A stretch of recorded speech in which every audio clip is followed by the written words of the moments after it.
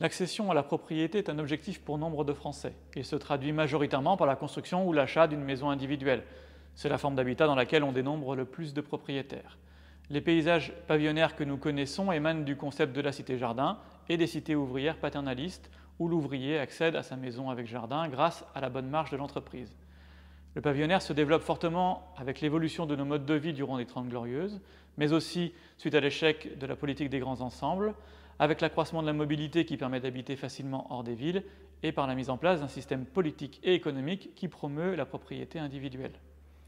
Mais les politiques publiques sont aujourd'hui critiques envers ce modèle d'habitat et envers l'étalement urbain qu'il a généré. Il nous faut donc expérimenter de nouvelles formes d'habitat plus efficientes, moins consommatrices d'espace. Il nous faut également retrouver un projet d'habiter qui soit réellement adapté aux usages et aux besoins d'aujourd'hui, mais aussi adapté au contexte et aux sites de construction. Pour cela, il est nécessaire de sortir d'une logique de standardisation de la maison individuelle sur catalogue, implantée au milieu de son terrain. Ce que nous expliquons dans l'exposition, c'est que le principe d'un habitat individualisé avec jardin ne doit pas être évacué, car il présente de vraies qualités d'habiter. Mais sa forme doit être réfléchie au regard des enjeux contemporains.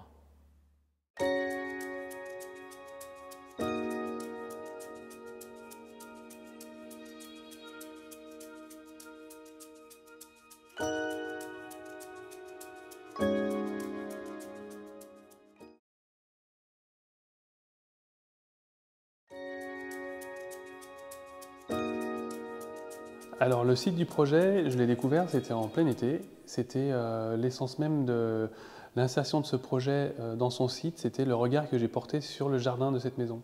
C'était un jardin qui était bien étoffé, une maison des années 30, le jardin a bien pris sa place. Et d'emblée, la notion d'extension de cette maison s'est conjuguée avec la préservation de ce jardin.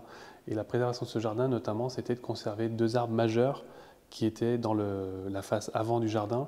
Et la seule possibilité constructive, c'était de construire devant ou derrière.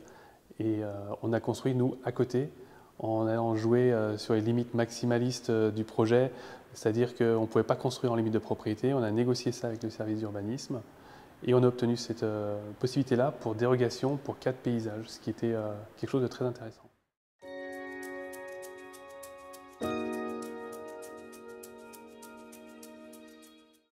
Les particularités du lieu, c'est que la maison existante était donc des années 30, dans son jus, avec une certaine patine, un peu vieillissante, un peu cassée, un peu malade. Mais le projet était là aussi pour venir s'adosser à cette maison sans vouloir la transformer, sans la juger.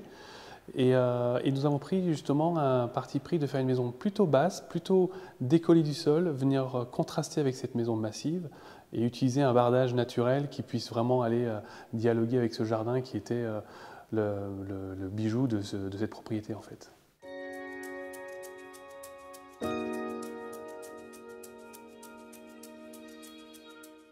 Alors les quartiers pavillonnaires, aujourd'hui la pression foncière fait que les parcelles en fait sont de plus en plus petites. Ça c'est un fait, que ce soit à Lyon ou ailleurs. Et du coup les possibilités constructives souvent du PLU qu'on comprend, hein, mais ils sont un peu en décalage parce qu'il faut faire des retraits. On applique souvent des schémas théoriques, une maison carrée sur une parcelle carrée, on applique des règles de retrait. Aujourd'hui, la construction en limite de propriété, c'est un outil, c'est un avantage. C'est un peu fini le temps où les personnes veulent faire leur tour de leur maison. En fait, ce qu'ils veulent, c'est avoir un plus grand jardin.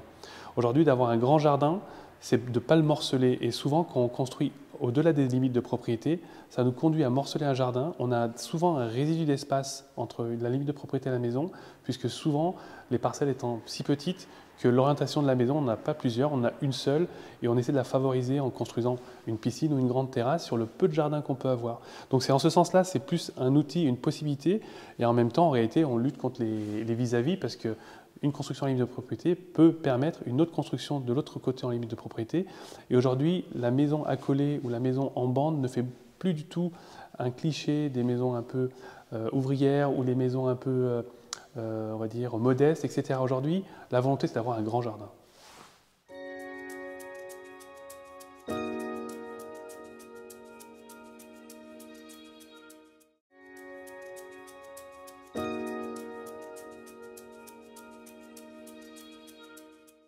Notre regard s'est avant tout posé sur le site et nous avons démarré par une étude préalable afin de consolider les attentes des futurs habitants. L'analyse du site a consisté à analyser au plus près le terrain, son orientation, son exposition au vent, ses points de vue, et ensuite nous avons élargi le regard sur l'environnement proche, les caractéristiques du quartier, puis de la ville. Le projet est situé sur une ville qui est périphérique à la métropole de Toulousaine. Nous avons analysé toutes les liaisons de mobilité avec Toulouse.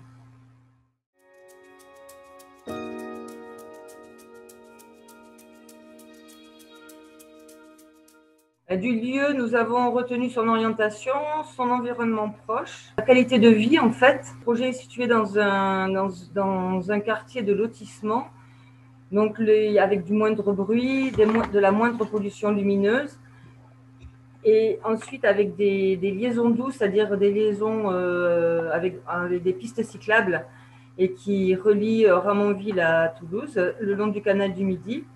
Donc, tous ces avantages ont été mis en perspective avec la charte élaborée par les futurs habitants. Ensuite, les habitants avaient l'ambition d'échanges avec le quartier au travers de manifestations diverses, la MAP, de petits concerts, des discussions, des réunions, etc.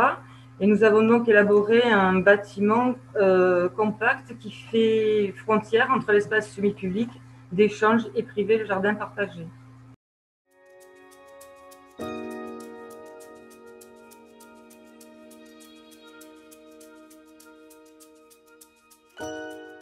L'habitat participatif, évidemment, peut être une réponse dans un contexte d'intensification des territoires. Il permet d'avoir une réponse intermédiaire entre le tissu vernaculaire et le tissu dense. Bon, à l'heure actuelle, Toulouse a un taux de densification assez important et donc c'est vrai que les populations recherchent des situations qui sont proches de Toulouse avec une densification moindre. Et donc on se retrouve à proximité de Toulouse et de la métropole avec beaucoup de tissus vernaculaires. Et donc l'opération de l'habitat groupé a permis d'être en situation intermédiaire entre le tissu dense et le tissu vernaculaire. L'opération qu'on a réalisée, elle a la plus forte, si on calcule sa densité, c'est la plus forte densité sur Ramonville. De par sa conception, en fait, sa densité n'est pas visible et elle s'intègre dans le tissu existant, ce qui fait qu'elle a été mieux acceptée à l'intérieur d'un tissu vernaculaire.